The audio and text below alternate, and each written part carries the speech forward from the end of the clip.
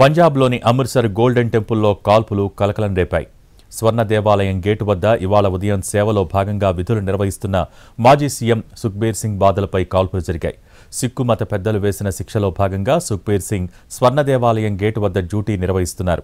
భక్తుడి ముసుగులో వచ్చి నెమ్మదిగా నడుచుకుంటూ వచ్చిన ఓ వ్యక్తి సుఖ్బీర్ దగ్గరకు రాగానే ప్యాంటులో నుంచి రివాల్వర్ తీసి ఫైర్ చేశాడు. కొన్ని బుల్లెట్లు ఫైర్ అయ్యాయి. బాదల్తో పాటు గేటు వద్ద ఉన్న శిరోమణి నేతలు ఆ షూటర్ను అడ్డుకున్నారు. కాల్పులు జరపబోయిన షూటర్ను పట్టుకున్నారు.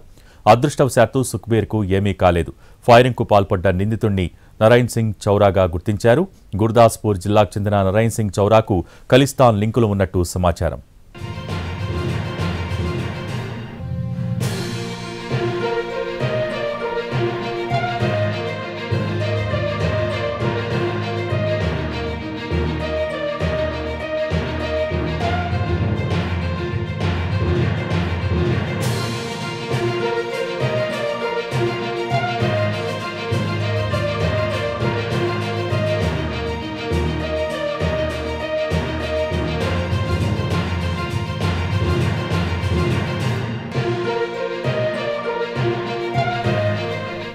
నరైన్ సింగ్ చౌరా గతంలో బబ్బర్ ఖల్సా ఇంటర్నేషనల్ అనే ఉగ్రముఠాలో పనిచేసినట్టు కథనాలు వస్తున్నాయి.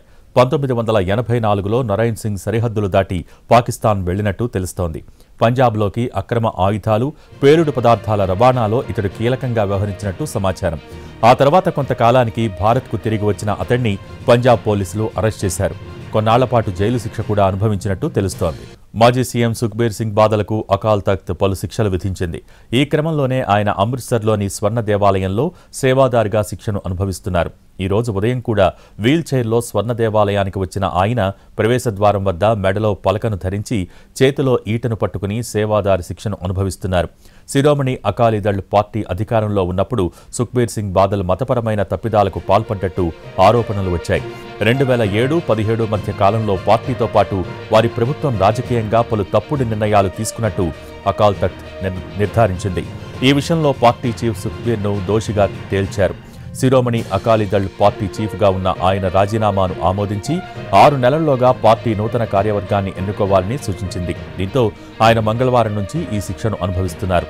చేసిన తప్పులను అంగీకరిస్తున్నట్టు రాసి ఉన్న ఓ చిన్న బోర్డును మెడలో వేసుకుని చేతిలో ఈటను ధరించి సేవాదారిగా పనిచేస్తున్నారు.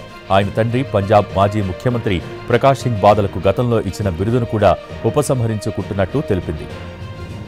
శిరోమణి అకాలీదళ్ నేత సుఖ్బీర్ సింగ్ బాదల్పై జరిగిన దాడిని ఢిల్లీ మాజీ సీఎం ఆప్ కన్వీనర్ అరవింద్ కేజ్రీవాల్ ఖండించారు.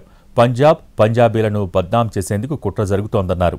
పంజాబ్లో శాంతి భద్రతలు క్షీణిస్తున్నాయంటూ బీజేపీ చేస్తున్న ఆరోపణల్ని తీవ్రంగా ఖండించారాయన. కానీ ఢిల్లీలో జరుగుతున్న లా అండ్ ఆర్డర్ వైఫల్యంపై కమలం నేతలు ఎందుకు మాట్లాడటం లేదని కేజ్రీవాల్ ప్రశ్నించారు.